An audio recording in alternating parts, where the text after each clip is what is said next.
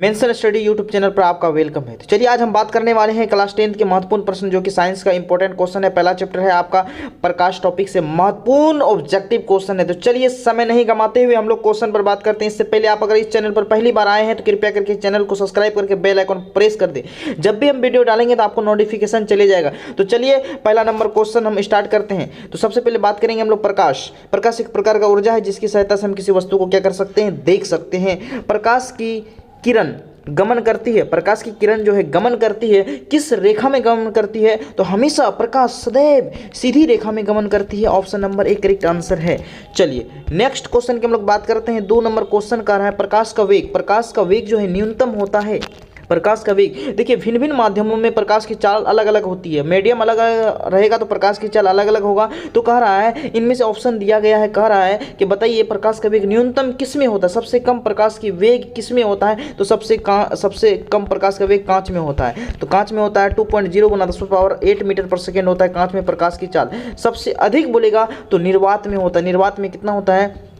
तो 3 × 10⁸ मीटर पर सेकेंड होता है निर्वात में प्रकाश की चाल होता है। उसके बाद जल में होता है 2.98, उसके बाद वायु में होता है 2.25, ठीक है। और सबसे कम किस में होता है? तो कांच में होता है प्रकाश की चाल, ठीक है। और सबसे अधिक बोलेगा निर्वात। निर्वात मतलब जहाँ पर हवा नहीं है, ऐसी जगहों को क्या कहा जाता है? निर्वात। हवा ही नहीं है तो कुछ नहीं होगा, ठीक है। चलिए तीसरा नंबर क्वेश्चन कर रहा है मोटर गाड़ी के चालक के सामने, मोटर गाड़ी के चालक के सामने कौन सा दर्पण लगा रहता है? 3 नंबर क्वेश्चन ऑप्शन नंबर यहाँ पर आपका बी करेक्ट आंसर है। तो आपका कौन सा दर्पण हो जाएगा? उत्तल दर्पण। साइड मिरर के रूप में हमेशा उत्तल दर्पण का प्रयोग किया जाता है। ये सब क्वेश्चन बार बार पूछा जाता है। ये भी पूछा जाता है कि दाढ़ी बनाने के लिए किस दर्पण का उपयोग करते हैं? तो दाढ़ी बनाने के लिए अवतल दर्पण का उपयोग करते हैं। एक कॉमेंट बॉक्स में आप लोग बताएंगे एक क्वेश्चन का जवाब, सोलर कुकर में किस दर्पण का उपयोग किया जाता है, अवश्य बताएंगे कमेंट करके। चलिए नेक्स्ट क्वेश्चन कह रहा है 5 नंबर क्वेश्चन मोटर कार के हेडलाइट में देखिए यहाँ पर अगर कहेगा पश्च दृश्य को देखने के लिए किस दर्पण का उपयोग करते हैं, तब वहां पर हम लोग बताएंगे उत्तल दर्पण का उपयोग करते हैं। अगर यहाँ कह रहा है हेडलाइट में यानी कि आगे का जो लाइट लगा रहता है वह किसका प्रयोग करते हैं उसमें? तो अवतल दर्पण का प्रयोग करते हैं। हेडलाइट के परावर्तक सतह में अवतल दर्पण का प्रयोग करते हैं। दाढ़ी बनाने के लिए अवतल दर्पण का उपयोग करते हैं, ठीक है। चलिए नेक्स्ट क्वेश्चन कह रहा है समतल दर्पण द्वारा बना प्रतिबिंब कैसा होता है? समतल दर्पण द्वारा बना प्रतिबिंब जो होता है वह कैसा होता है बताना है। तो यहाँ पर देख पा रहे हैं आप लोग 5 नंबर क्वेश्चन ऑप्शन नंबर यहाँ पर आपका बी करेक्ट आंसर होगा। काल्पनिक प्रतिबिंब होता है। समतल दर्पण द्वारा बना प्रतिबिंब कैसा होता है? तो काल्पनिक प्रतिबिंब होता है समतल दर्पण के द्वारा। चलिए नेक्स्ट क्वेश्चन कह रहा है लेंस की क्षमता। लेंस की क्षमता का मात्रक क्या होता है? लेंस की क्षमता का मात्रक क्या होता है? तो लेंस की क्षमता का मात्रक डायोप्टर होता है, ठीक है। डायोप्टर होता है ऑप्शन नंबर एक करेक्ट आंसर है। और इसका सूत्र होता है P = 1/f होता है। P = 1/f, जहां पर f क्या है? फोकस दूरी। और ये फोकस दूरी सदैव किस में रहती है? तो मीटर में रहती है फोकस दूरी। अगर इसीलिए इसको अगर ऊपर भेजेंगे प्रति मीटर बोलिए या डायोप्टर बोलिए, प्रति मीटर बोलिए या डायोप्टर बोलिए, ये लेंस की क्षमता का क्या है? SI मात्रक है। समझ गए बातों को, ठीक है। या सूत्र भी इसका पूछ सकता है, लेंस की क्षमता का सूत्र दीजिए तो P = 1/f। P या तो P दिया रहेगा तो F पूछेगा या तो F दिया रहेगा P पूछेगा, दोनों में से किसी का मान पूछ सकता है। नेक्स्ट क्वेश्चन कर रहा है, अगला क्वेश्चन कर रहा है प्रकाश की किरणें का पथ दर्शाने वाले चित्रों को कहा जाता है। प्रकाश की किरणों यानी कि प्रकाश जिस पथ पर चलती है, प्रकाश जिस पथ पर चलती है उसे क्या कहते हैं? प्रकाश जिस पथ पर चलते हैं उसे किरण कहते हैं, ठीक है। तो प्रकाश की किरणों का पथ दर्शाने वाले चित्रों को क्या कहते हैं? किरण आरेख कहते हैं। ऑप्शन नंबर एक करेक्ट आंसर है, किरण आरेख। चलिए नेक्स्ट क्वेश्चन की हम लोग बात करते हैं। अगला क्वेश्चन कर रहा है 2D यानी कि 2D यहाँ पर क्षमता बता रहा है, ठीक है। 2D क्षमता वाले लेंस की फोकसांतर ज्ञात करें। फोकसांतर का ही दूसरा नाम है फोकस दूरी। फोकस दूरी बोलिए, फोकसांतर बोलिए, नभ्यांतर बोलिए, सब एक ही बात है, तीनों का मतलब एक ही है। और फोकस दूरी का मात्रक मीटर होता है, ठीक है। तो हम लोग जानते हैं P = क्या होता है? 1/f होता है। तो F बराबर क्या हो जाएगा? 1/p होगा ना, वाइस वर्सा होता है ना। 1/p का मान कितना दिया है? 2 दिया हुआ है, ठीक है। और यहाँ पर देखिए सभी ऑप्शन सेंटीमीटर में है तो क्या करें 100 से गुना कर देंगे 2 से 50, यानी कि कहने का मतलब है 50 सेंटीमीटर हो जाएगा। ऑप्शन नंबर यहाँ पर आपका डी करेक्ट आंसर है, 50 सेंटीमीटर, ठीक है। चलिए नेक्स्ट क्वेश्चन की हम लोग बात करते हैं। अगला क्वेश्चन कर रहे हैं किसी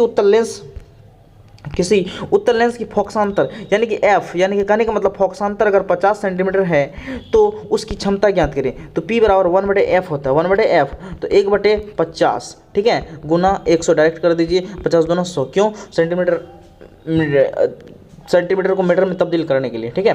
तो चलिए नेक्स्ट क्वेश्चन यहाँ पर डायरेक्ट देखिए, ऐसे तो भाग देते हैं ना यहाँ, लेकिन यहाँ पर 1/2 है तो उलट जाएगा, इसी वजह से डायरेक्ट गुना कर दिए, ठीक है। तो ये कन्फ्यूजन नहीं होना चाहिए। 2 डायप्टर, अब यहाँ पर उत्तल होगी या अवतल होगी, क्या करें, उत्तल लेंस, और उत्तल लेंस की क्षमता हम जानते हैं कि पॉजिटिव होती है, धनात्मक होती है, इसीलिए यहाँ पर +2D होगा, +2D होगा, ठीक है। D4 DJ Jagatraj. चलिए 10 नंबर क्वेश्चन कर रहा है, प्रकाश की किरणें के समूह को क्या कहते हैं? प्रकाश की किरणें के समूह को किरण पुंज कहा जाता है, और प्रकाश जिस पथ पर चलती है उसे किरण कहते हैं, और किरणों के समूह को तो किरण पुंज कहा जाता है। 10 का option number B correct answer होगा। चलिए नेक्स्ट क्वेश्चन कर रहा है, अगला क्वेश्चन, उत्तल लेंस की क्षमता होती है। देखिए उत्तल लेंस की क्षमता क्या होती है? तो उत्तल लेंस की क्षमता सदैव पॉजिटिव होती है, धनात्मक होती है, और अवतल लेंस की क्षमता निगेटिव होती है, याद रखना है। तो उत्तल लेंस पूछ रहा है ना, हमेशा धनात्मक होती है। ऑप्शन नंबर यहाँ पर आपका बी करेक्ट आंसर है, ठीक है। चलिए नेक्स्ट क्वेश्चन की हम लोग बात करते हैं। अगला क्वेश्चन कह रहा है, 12 नंबर क्वेश्चन कह रहा है, अवतल लेंस की क्षमता होती है। तो अवतल लेंस की क्षमता ऋणात्मक होती है। Option number A correct answer है, ऋणात्मक, ठीक है। चलिए नेक्स्ट क्वेश्चन कह रहा है, उत्तल लेंस को क्या कहते हैं? उत्तल लेंस को क्या कहा जाता है? तो उत्तल लेंस को जो कहा जाता है वह आपका क्या कहा जाता है? अभिसारी लेंस कहते हैं। Option number A correct answer है, अभिसारी लेंस। उत्तल लेंस को क्या कहते हैं? अभिसारी लेंस कहते हैं। नेक्स्ट क्वेश्चन कह रहा है आपका, अवतल लेंस को क्या कहते हैं? दर्पण की बात नहीं कर रहा है, यहाँ पर लेंस की बात कर रहा है। अवतल लेंस को अवसारी लेंस कहते हैं। ऑप्शन नंबर यहाँ पर आपका सी करेक्ट आंसर है, अवसारी लेंस अवतल लेंस को कहते हैं, और इसकी फोकस दूरी क्या होती है? निगेटिव होती है। उत्तल लेंस की क्षमता पॉजिटिव होती है, ठीक है। 15 नंबर क्वेश्चन, ये बहुत बढ़िया क्वेश्चन है, कई बार पूछे गए, एकदम डायरेक्ट पेपर में आने वाले प्रश्न है। इसको VVI लगा लीजिए आप लोग। निम्न में से कौन सा पदार्थ लेंस बनाने के लिए प्रयुक्त नहीं किया जा सकता है? लेंस बनाने में प्रयुक्त नहीं करते हैं, कौन सा पदार्थ है? तो यहाँ पर मिट्टी है। जल का कर सकते हैं, कांच का कर सकते हैं, प्लास्टिक का कर सकते हैं, लेकिन मिट्टी का प्रयोग कभी भी लेंस बनाने के लिए नहीं किया जा सकता है, इसीलिए ये गलत बात है।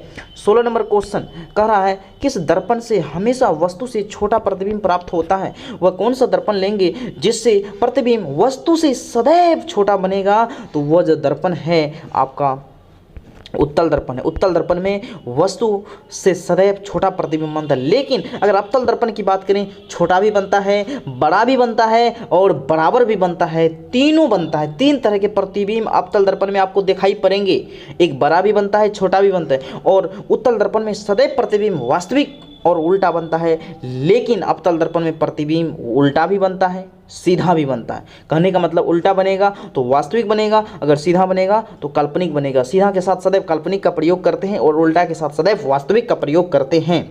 नेक्स्ट क्वेश्चन की हम लोग बात करते हैं। अगला क्वेश्चन कह रहा है, किस दर्पण से वस्तु का बड़ा प्रतिबिंब बनता है? कौन सा दर्पण से वस्तु का बड़ा प्रतिबिंब बनता है? तो 17 number question, option number B correct answer है, अवतल दर्पण। यही कारण है कि दाढ़ी बनाने के लिए हम लोग किस दर्पण का उपयोग करते हैं? अवतल दर्पण का उपयोग करते हैं, ठीक है। अगला क्वेश्चन कर रहा है, प्रकाश के परावर्तन के कितने नियम हैं? ये तो बहुत बार पूछा गया है, बहुत बार। प्रकाश के परावर्तन के 2 नियम हैं। प्रकाश के परावर्तन के कितने नियम हैं? 2 नियम है। आपतन कोण का मान I = R होता है। आपतन कोण का मान और परावर्तन कोण का मान सदैव आपस में बराबर होंगे। और दूसरा, आपतित किरण, परावर्तित किरण और अभिलंब सभी एक ही तल में होते हैं, ये सेकेंड लॉ है।